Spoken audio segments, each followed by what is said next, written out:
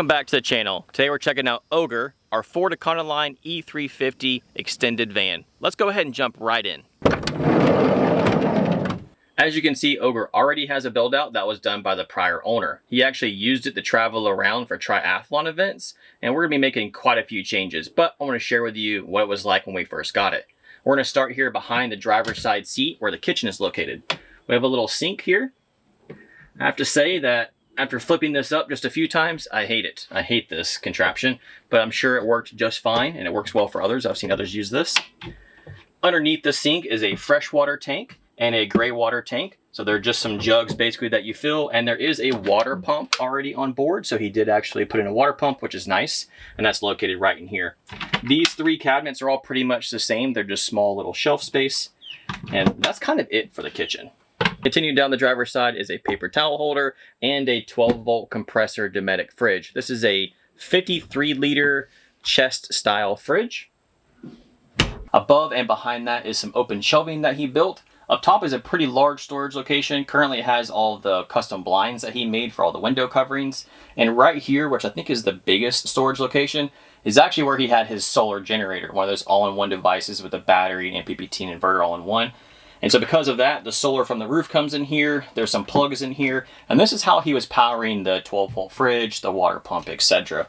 Below that is just a couple more storage locations. Finally, moving to the passenger side of the van, there's not much over here other than the bed. Now when it's folded in like it currently is, it's about 28 inches wide, and as far as the length goes, it's about 78 inches, but it does fold out.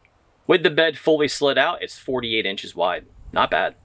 The prior owner did insulate the van before they put in the floor, the walls, or the ceiling, and that covers the inside. Let's move outside now. We'll start at the rear of the van because we're already here. This is the aluminum bumper. It actually has a lockable storage location built into the bumper, which is kind of cool because it takes advantage of that dead space in the bumper itself. And then it has two swing outs as well. This side has a full-size spare on it. I love that the full-size spare is on the outside of the van. I think it looks more off-roady. It looks more like a Jeep, and y'all know that I love Jeeps. It also gets the spare tire from being underneath it to the back, and it allows you to carry a little bit bigger spare as well. So lots of pluses in my opinion to have the spare back here as opposed to being up underneath. And then on this side, we got a big old box. So this is a nice aluminum box. I really like it. The door flips down, makes a little table. I keep some fuel additives and some oil and some other stuff in here. I really like the idea of having the box on the back for storage. However, I think this box is a little too deep, or it sticks out too far. Because what happens is when you're gonna put a trailer on the van and you're trying to use the jack on the trailer, the jack ends up hitting this box. Even with the drop hitch, it just gets in the way. So, that's one thing that I wanted to point out for those of you that are considering this very expensive aluminum bumper on the back. That essentially covers the rear. Let's go ahead and move over to the passenger side. On the passenger and driver's side, we have these infab Nerf bars, which are really nice to get in and out of the van. It also makes it handy to get up here to the ARB touring awning. This is a little over 8 foot long and sticks out a little over 6.5 feet when deployed. Continuing along the Smitty-built roof rack up top, in the very front there is a light bar. Just behind it is a little solar panel, and I have to say the roof rack is pretty decent. I've walked around it there a few times. Definitely nice to have the extra storage if you're looking to have a low top. And on the back, there are some pod lights I forgot about. I think the light bar and the pod lights are just like some Amazon specials. Getting up there using this aluminum ladder, though, is really, really handy. I've been up there a few times taking measurements, trying to figure out what I'm going to be doing with it. That covers all the accessories outside, but let's talk about this cool sticker right here, the Quigley 4x4 sticker. What this means is it's a four-wheel drive van. In fact, it was converted by Quigley from the factory, essentially. Ford built the van in November of 2005 and then shipped it to Quigley, who did the four-wheel drive conversion. That means that the original owner of this 2006 van would have had a warranty on a four-wheel drive van because Quigley is an authorized conversion company. Really, really cool.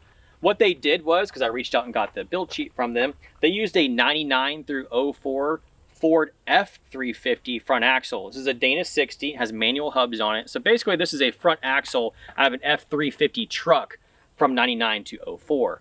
Now the hub or the lug pattern is 8 by 170 millimeter on the trucks, whereas the van is 8 by 6.5 inches. Yes, they go from metric on trucks to inches on the vans. I don't make this up. This is Ford who did this. But this is a factory Ford E350, or a van rear axle. So the axle came with the van from Ford, Quigley put in the front axle basically. But the cool thing is, one of the prior owners actually machined out the hubs on this factory Dana 60 with disc brakes in the rear to be 8 by 170 millimeters. So instead of running an adapter or anything like that, all of the wheels can be moved anywhere around because the lug pattern is the same.